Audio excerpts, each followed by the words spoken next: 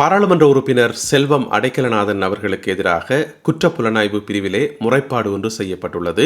அதேவேளையில் முன்னாள் டெலோ உறுப்பினர் ஒருவரிடம் 5 கோடி ரூபாய் நஷ்டஈடு கோரியிருக்கின்றார் செல்வம் அடைக்கலநாதன் அவர்கள்.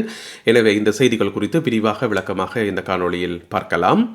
யாழ்ப்பாணத்தில் உயிரிழந்த 24 வயதுடைய பெண் ஒருவருடைய சாவிலே மர்மம் இருப்பதாக சொல்லப்படுகிறது. அது குறித்த மேலதிக விவரங்களையும் அத்துடன் ஒரு வித்தியாசமான செய்தி ஒன்று பார்த்தேன். இந்து ஆலயங்கள் அமைப்பதற்கு உதவி கோரியிருக்கின்றார் ஸ்ரீலங்கா முஸ்லீம் காங்கிரஸ் கட்சியினுடைய தலைவர் ரவுப் ஹக்கீம் அவர்கள். எனவே அந்த செய்தி குறித்த மேலதிக விவரங்களையும் இந்த செய்திகள் உட்பட இன்னும் ஒரு சில செய்திகளும் தகவல்களும் இன்றைய காணொலியில் காத்திருக்கின்றன. அத்துடன் கேலிச்சித்திர பகுதியில் 2 கேலிச்சித்திரங்கள் இருக்கின்றன. நுகேகொட நோக்கி ஒரு பஸ் ஒன்று போகுது. அந்த பஸ்ஸுக்கு என்ன நடக்கிறது என்பது சம்பந்தமான ஒரு கேலிச்சித்திரமும், அதோட இன்னும் ஒரு கேலிச்சித்திரம் ஜனாதிபதி அனுரகுமார திசாநாயக்க அவர்களை ஒரு ஆள் வெறுட்டுறார். அப்படிப்பட்ட ஒரு கேலிச்சித்திரம் இருக்கிறது. எனவே எல்லாவற்றையும் தொகுத்து இந்த காணொலியில் பார்க்கலாம். தமிழடியான் சொந்தங்கள் அனைவருக்கும் வணக்கம். நவம்பர் மாதம் 12ஆம் திகதி 2025ஆம் ஆண்டு புதன்கிழமை. வாருங்கள் காணொலிக்குள் போகலாம். பாராளுமன்ற உறுப்பினர் செல்வம் அடைக்கலநாதன் அவர்களுக்கு எதிராக குற்றப்புலனாய்வு பிரிவிலே சிஐடியில் முறைப்பாடு ஒன்று செய்யப்பட்டிருக்கிறது. இப்போ கொஞ்ச காலமாகவே பார்த்தீங்கன்னு சொன்னால் செல்வம் அடைக்கலநாதன் அவர்களை பற்றின ஏராளமான முறைப்பாடுகளும் ஏராளமான தகவல்களும் தொடர்ந்து வெளிவந்து கொண்டே இருக்குது. அதோட இதில் சம்பந்தப்பட்ட இன்னும் ஒரு நபருடைய உயிரிழப்பும் நடந்திருக்குது. அப்படி இருக்கும்போது பொதுமக்கள் மத்தியில் ஒரு கேள்வி இருந்தது, ஏன் போலீஸ் இதுக்கு நடவடிக்கை எடுக்கல, ஏன் அரசாங்கம் நடவடிக்கை எடுக்கல, யாருமே முறைப்பாடு செய்யலையான்னு சொல்லி. இப்போ பார்த்தீங்கன்னு சொன்னால் கடைசியாக அந்த பூனைக்கு மணி கட்டுறது யாருன்ற மாதிரி ஒருத்தர் மணி கட்டியிருக்கிறார். ஒருத்தர் போயிட்டு குற்றப்புலனாய்வு பிரிவில் நேற்று முறைப்பாடு செய்திருக்கின்றார்.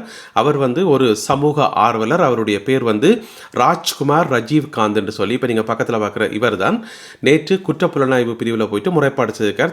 தனக்கு கிடைச்ச ஆதாரங்கள், குரல் பதிவு, ஒலிப்பதிவு எல்லாத்தையும் கொண்டு போய் கொடுத்து சொல்லியிருக்கார். இந்த மாதிரி இப்படி ஒரு பிரச்சனை ஒன்று வெளியில் ஓடிக்கொண்டிருக்குது. எனவே இது சம்பந்தமாக நீங்கள் விசாரிக்கணும் என்று சொல்லி, எனவே அவர்கள் என்ன விதமான நடவடிக்கைகளை எடுக்கப் போகிறார்கள் என்பதை பொறுத்திருந்து பார்க்கணும்.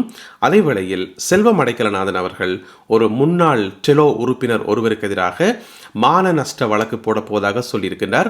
5 கோடி ரூபாய் இழப்பீடு கேட்டு. அவருடைய பேர் என்னென்று பார்த்தீங்கன்னு சொன்னால் விந்தன் கனகரத்னம் என்று சொல்லப்படுகிறது. இப்போ நீங்கள் படத்தில் பார்க்குற இவர் தான். இவர் இப்போ ஒரு 2 நாளைக்கு முதல் ஐபிசிக்கு ஒரு பேட்டி ஒன்று கொடுத்திருந்தவர். அந்த பேட்டியில் என்ன சொல்லியிருந்தவர் என்று சொன்னால், செல்வம் அடைக்கலநாதன் அவர்களை பற்றியும் இன்னும் ஏராளமான ரகசியங்கள், நடந்த படுகொலைகள், அது இதுன்னு சொல்லி நிறைய விஷயங்களை துணிச்சலோட வெளிப்படுத்தி இருந்தவர் விந்தன் கனகரத்னம் என்று சொல்லப்படுற இவர். எனவே செல்வம் அடைக்கலநாதன் அவர்கள் என்ன சொல்றார் என்று சொன்னால், இவர் சொன்னதெல்லாம் பொய், இவர் பொய்யான பரப்புரை செய்கிறார், இவர் டெலோ அமைப்பிலிருந்து விலக்கப்பட்டவர். எனவே இவர் சொன்ன பொய்யால எனக்கு மன உளைச்சல் ஏற்பட்டிருக்கிறது, என்னுடைய நட்பேருக்கு களங்கம் ஏற்பட்டிருக்கிறது, அதனால 5 கோடி ரூபாய் நஷ்டஈடு கேட்டு வழக்கு போட போறோம் என்று சொல்லி நேற்று ஒரு காணொளி மூலமாக தெரியப்படுத்தி இருக்கின்றார். இதுல நாங்கள் சொல்லக்கூடியது ஒன்றே ஒன்றுதான், நீங்க அவர்கிட்ட 5 கோடி வாங்குங்கோ, 10 கோடி வாங்குங்கோ, 20 கோடி வாங்குங்கோ, அது பிரச்சனை கிடையாது.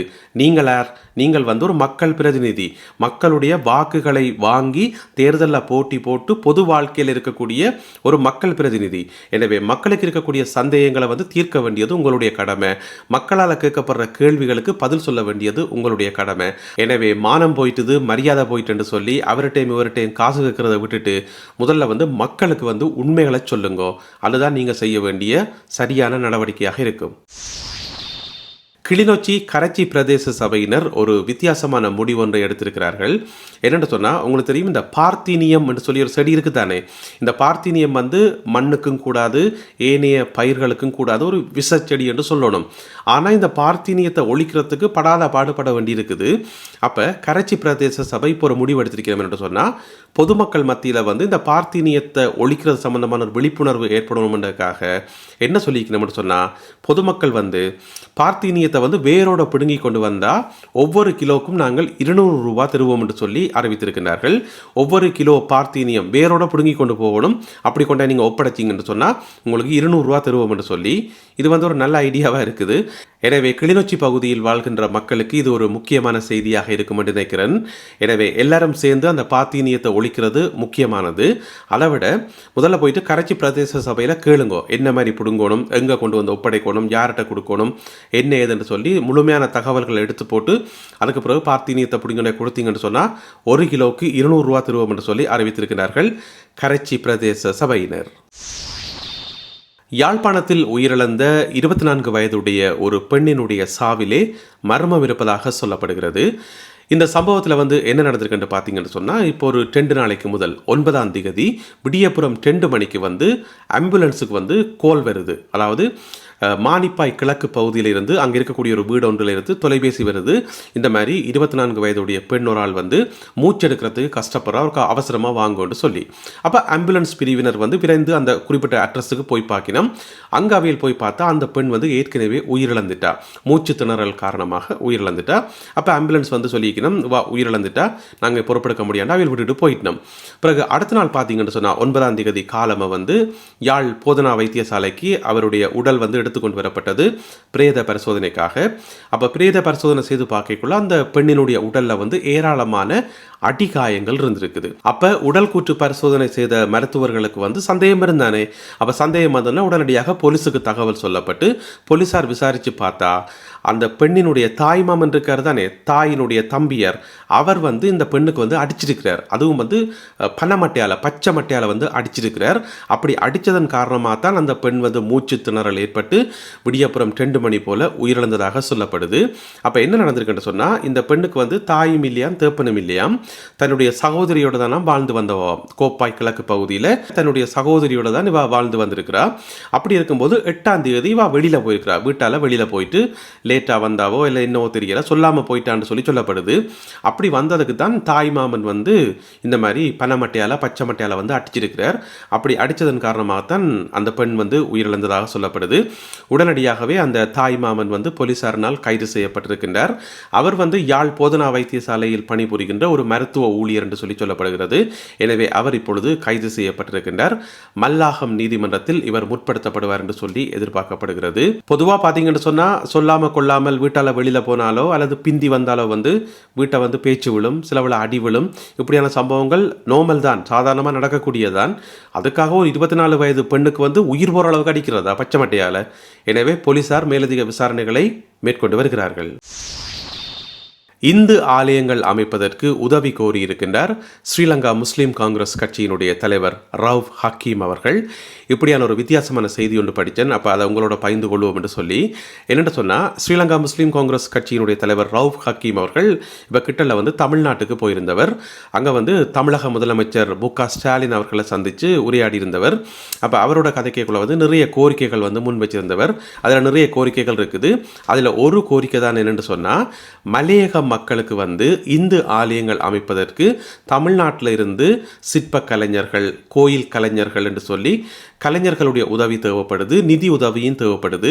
எனவே நீங்கள் அந்த உதவிகளை செய்வீர்களாக இருந்தால் அது மலையக மக்களுக்கு மிகவும் உதவிகரமாக இருக்கும் என்று சொல்லி ஒரு கோரிக்கை ஒன்றை முன்வைத்திருக்கின்றார் முஸ்லீம் காங்கிரஸ் கட்சியினுடைய தலைவர் ரவுஃப் ஹக்கீம் அவர்கள். அந்த கோரிக்கையை பரிசீலனை செய்வதாக சொல்லியிருக்கின்றார் தமிழக முதலமைச்சர் மு.க. ஸ்டாலின் அவர்கள். இதுதான் அந்த செய்தி. இந்த செய்தியை படிக்கைக்குள்ளே ஒரு மாதிரி சந்தோஷமாக இருந்துச்சு. அதனால தான் உங்களோட பகிர்ந்து கொள்வோம் என்று சொல்லி இங்கே சொல்லியிருக்கிறேன். என்னென்னு சொன்னால், இனங்களுக்கு இடையிலான ஒற்றுமை, மதங்களுக்கு இடையிலான ஒற்றுமை எல்லாம் இந்த மாதிரியான சின்ன சின்ன விஷயங்களால் தான் கட்டி எழுப்பப்படும். இன்னும் நல்ல பிணைப்புகள் உருவாகும். அந்த அடிப்படையில் ஸ்ரீலங்கா முஸ்லீம் காங்கிரஸ் கட்சியினுடைய தலைவர் ரவுஃப் ஹக்கீம் அவர்களுக்கு நன்றி. அடுத்ததாக இன்றைய கேலி சித்திர பகுதி. இன்றைக்கு 2 கேலி சித்திரங்கள் இருக்குது. அதில் முதலாவது பார்த்தீங்கன்னு சொன்னால், ஒரு பஸ், அதில் உதய கம்மன் பிள்ளை நிற்கிறார், நின்று கொண்டு நுகையகொடைன்னு சொல்லி கூப்பிட்டு கொண்டே இருக்கிறார். ஆனால் யாரும் போய் பஸ்ஸில் ஏறின மாதிரியே தெரியல. கடைசியாக இவர் மட்டும் தான் நுகையகொடைக்கு போவார் போகிறதுக்கு அந்த பஸ்ஸில். எனவே இப்போ நுகையகொடைக்கு ஆக்களை சேர்க்கறதுல கண்ணுங்க அர்த்தமாக இருக்கணும் நாமல் ராஜபக்சவும் உதய கம்மன் பிளவும். அந்த அடிப்படையில் நுகையகொடைன்னு சொல்லி கூப்பிடுறார். பொறுத்திருந்து பார்ப்போம் எத்தனை பேர் இந்த பஸ்ஸில் ஏறி அங்கே போயினோம்னு சொல்லி. இது முதலாவது கேலி சித்திரம். அடுத்த கேலி சித்திரம் பார்த்தீங்கன்னு சொன்னால், இந்த தொல்லியல் திணைக்களம் இருக்குது தானே, அந்த தொல்லியல் திணைக்களம் அது ஒரு சிங்கம் மாதிரி வரையப்பட்டிருக்கிறது. கையில் வாழை வச்சிருக்குது. ஒரு ரூமுக்குள்ளே கூப்பிட்டு ஜனாதிபதி அனுரகுமார திசாநாயக்காவோட கதைக்குது.